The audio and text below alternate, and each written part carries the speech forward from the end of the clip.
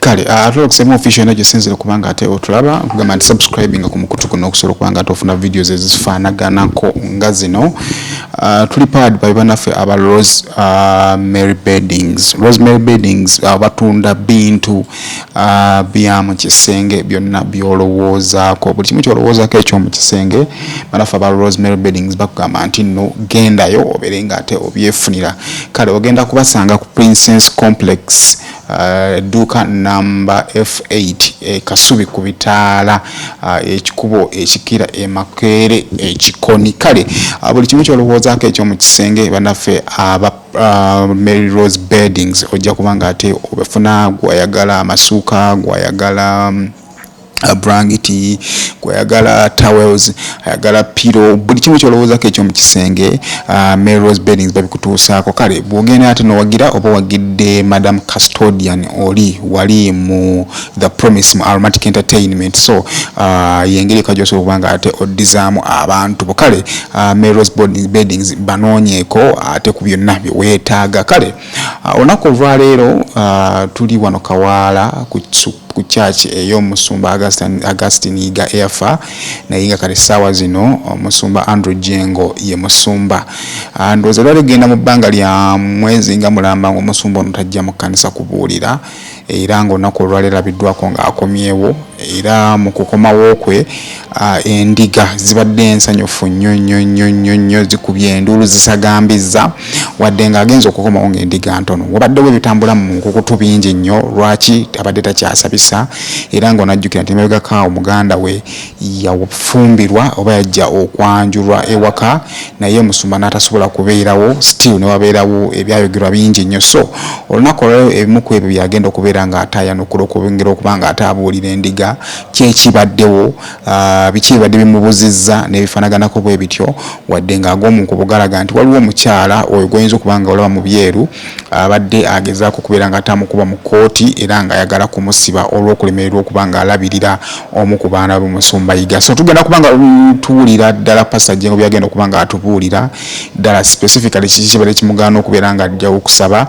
ddala kituufu omu ku bamaama be abadde ayagala kumusiba era bagenda kuba nga bakomawa n'ebirala bingi nnyo byalina bya planning endiga ze byesaba obeere ng'ate olaba akaseera kano nenga tebabera naffe aba Rosemary Beddings awe Kasubi ku Princess Complex. Bw'ogenda n'omuwagira ku bintu byonna eby'omu kisenge oba wagidde Madam Custodian wali mu Aromatic Entertainment.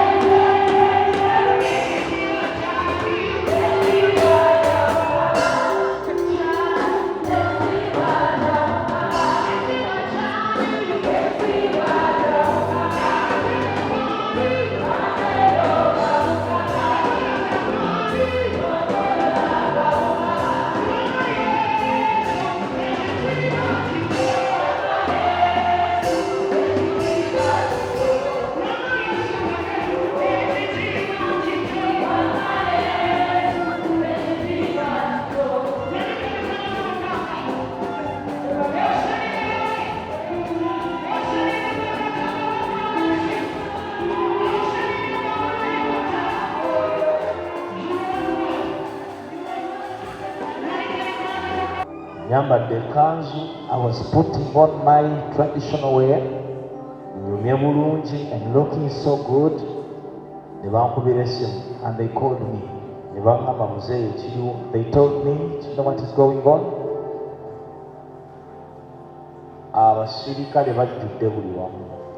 Soldiers are everywhere.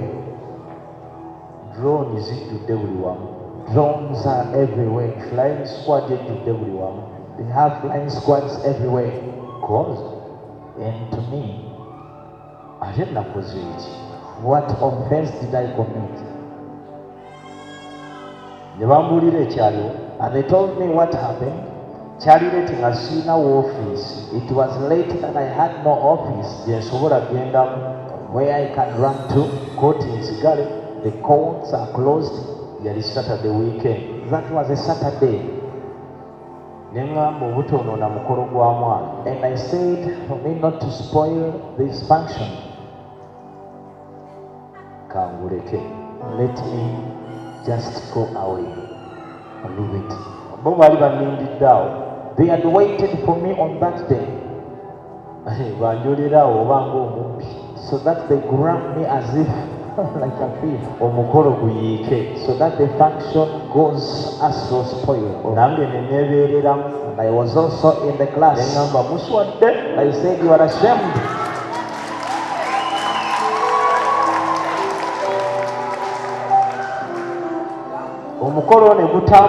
The function moved on well. It wasn't my home. It was in my home. But the owner of the home was no. He's on the run. Now, whom do you want to get so that you laugh? Say this up to you. I still have many to keep, not only this. God is good. So, my absence, that was the issue. My presence, men wanted to spoil that function. They wanted to spoil it. Then I decided to say, it's okay. Let us see whom you're going to grab like that.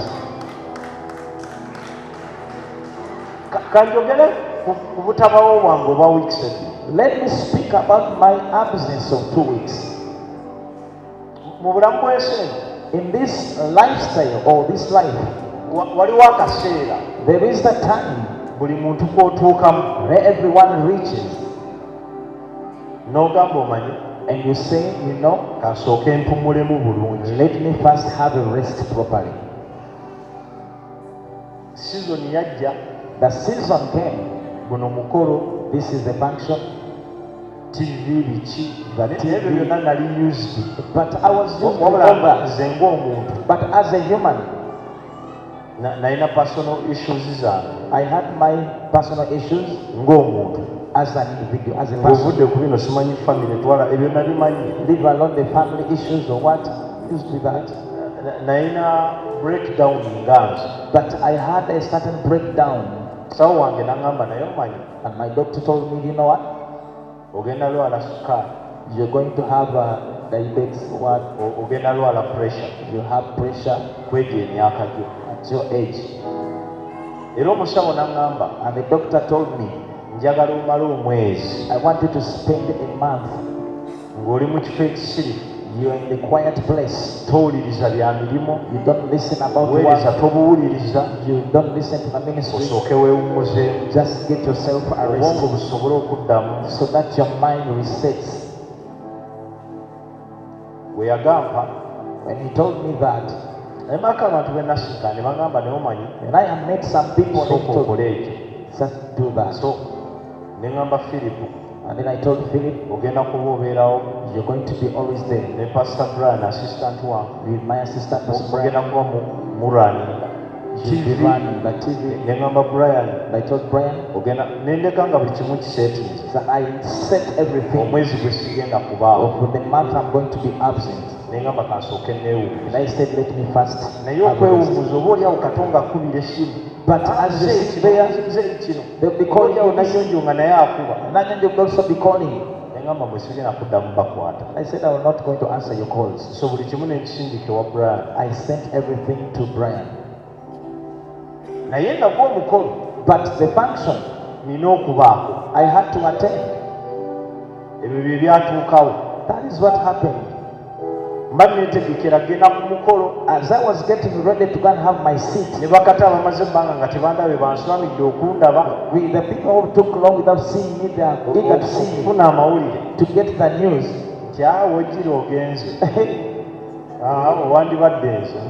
If at all it was now, so that you go and sit and they grab you. I said, not me. I did not go to the function, but I had a schedule of a whole month without stepping in. After the function, Monday comes. He ran out of the country. Followers are asking what to do. News became news. My vacation of a month, it got spoiled.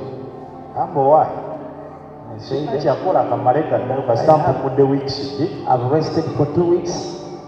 Let me go and see people so that they may not think what the news is saying. God is good.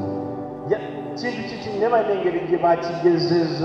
was something small, but they started or made something. And then you also used to ask me, is it true that Pastor now? They asked me. I didn't know.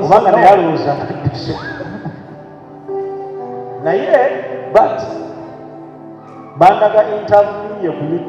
they showed me the interview. I was going to comments.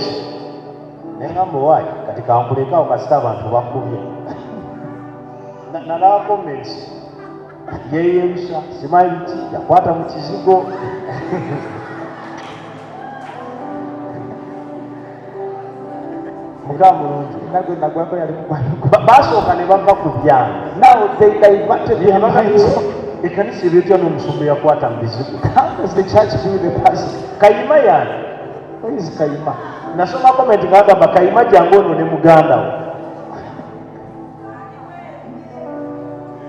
Mukamulungi. Hallelujah. Abalanga bebuza omusajja ono ddala yeye. We've been seeing the news. They speak this, and we do something else. They say he's out of the country, and I'm around, and I will not go away.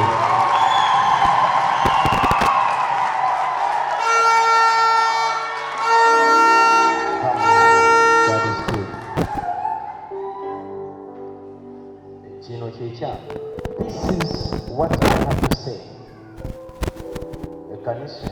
This church, even if it is after the last break, I will never leave the church.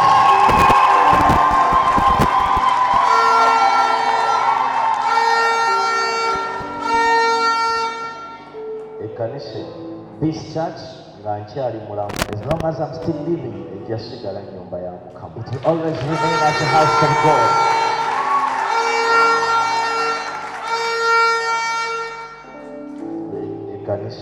This church, or maybe after my death, but as long as I'm still alive, as long as I still breathe, it will always remain as a place when we come and we seek God.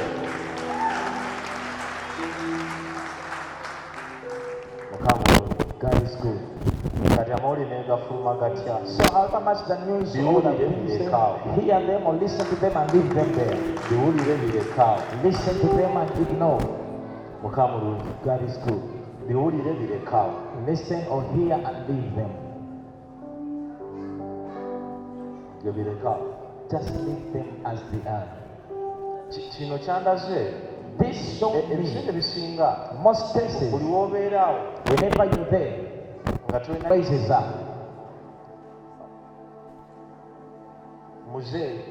Our father, after his death, they spoke many words that the church is going.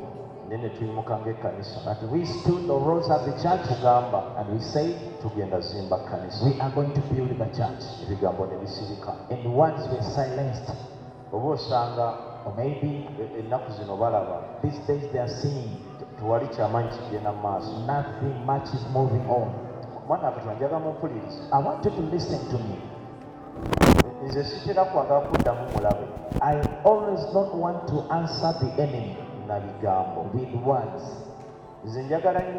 I always want, this is my life. I always want a person to speak many words and I will do the action.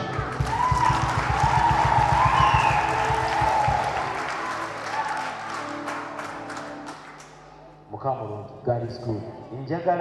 I always want a person to speak many words as they can. And as for me, I have to work my acts. They will be answering the words they speak. This is the nature of which we are going to adopt from today. The news came out. I'm not there. I'm not appearing. I moved out of the country. I did not speak to them. People who used to come in the counseling, they would find me in the counseling. On Tuesday, I was in the counseling. On Thursday, I was there.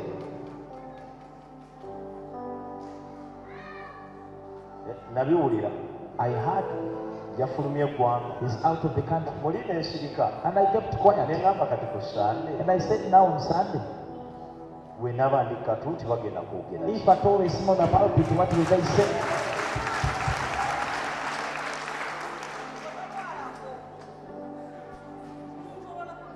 God is good. So, to discern the color, let us answer the enemy by doing the actions, not words. The generation of speaking words is over. We are using acts or action. This is my prayer or request. And everyone, revival, priority, the first priority which I want is one. We are not going to get speakers and move along Kampala.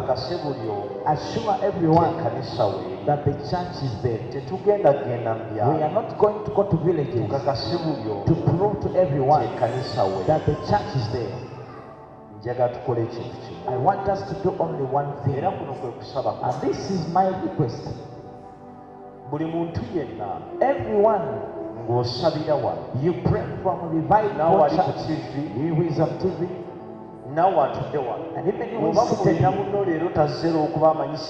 but don't you know the friend was not come because he knew that I'm not going to be here. I want you to speak to them after you leave this place. This is my request.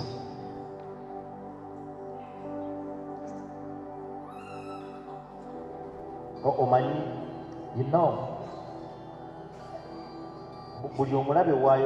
whenever the enemy speaks that you're perishing, you always pray to God to give you the grace to expand your territories. Let's work as possible to move out of this church. Let's go and pray from outside.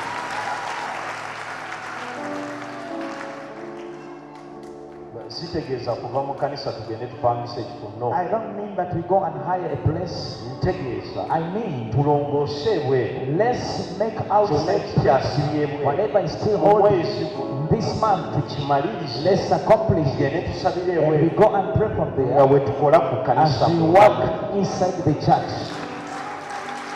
Oyinza obutamanya lwaki nkyagala. You may not know why I need that. Ebbanga lyemaze nga siriyo. The time I've spent without being here, Mbadde nfuna obudde. I've been getting time. Sijja kuga nti ebbanga lyonna mbadde mu kusaba. I will not tell you that I've been in prayer for all time. Weeva ng'omukkiriza ng'omusumba. As a believer and as a pastor, Era mbadde nfuna obudde. I've been getting time N'ensaba. and I pray. N'ensaba.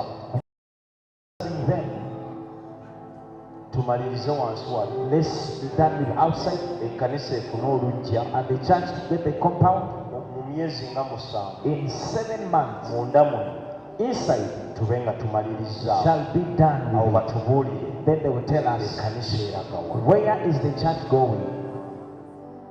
Kubanga ekkanisa erina otambula. Because as a church it has to move. Ekkanisa erina okugenda. A church has to go Waliwo on. okugenda emabega oba There is n'esira ddala. moving back or Waliwo getting n'okugenda mu maaso. off and moving forward. Bo bagamba egenda. For them they are saying it is going. Esaanawo. It is going back. Twagala balaga. For us we want to show Ekkanisa them eyaffe that our church egenda mu maaso. is moving forward. Kuno kwe kusaba kwange. This is my prayer. Kwe kusaba kwange. It is my prayer. Ntegeera I understand kyekigenda mu maaso mu Uganda. what is going on in Uganda. Economy. The economy. Naye mu kaseera But in the time ak'embeera ng'eno of in such a situation, Katonda aba anoonya God will be looking abantu abamalirivu, for people who are determined, abeetegefu, who are ready, abakkiriza, who believe abayiweko omukisa. to pour or shower them with a blessing.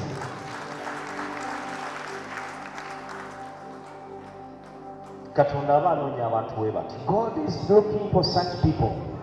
Twagala guno omwezi We want by this month, bwe guggweerako, by the end of this month, bwe guggweerako by the end of it, nga tuli bweru wa kanisa, when we are out of the church, nga tusabira bweru. shall be fellowshipping or Era gathering oluvannyuma out. tuuti And after the ngenda baptism, sisinkana abantu I'm going to meet people abagenda obeera mu kintu kino who are going to be part of this thing eky'okuzimba ekkanisa. of building their Ngenda church. kwogera I'm nammwe going to speak to you direct. directly. Mukama mulungi. God is good. Y'engeri yokka It's the only way gye tusobola free to air. mugenda mala ebbanga nga temutufuna. You are going to spend a while without getting us. Zuku, Azam, GoTV, Zuku, Azambo TV. mugenda mala ebbanga nga temutufuna. It will be a long time. Mukama mulungi. God is good. Twafuna complications We got some complications. ne tusooka tuvaako awo. Then we went off. TV Now the eri TV, ku StarTimes kwokka, it's only on Star Times. era tuli mu nteekateeka And we are in the preparations zigiteeka of putting it ku kisowaani kya StarTimes. on the Star Time dish. Twebaza Mukama. We thank God. Katonda yatuwa ekisa. God gave us the grace. Twalina ebbanja eddene nnyo ne StarTimes.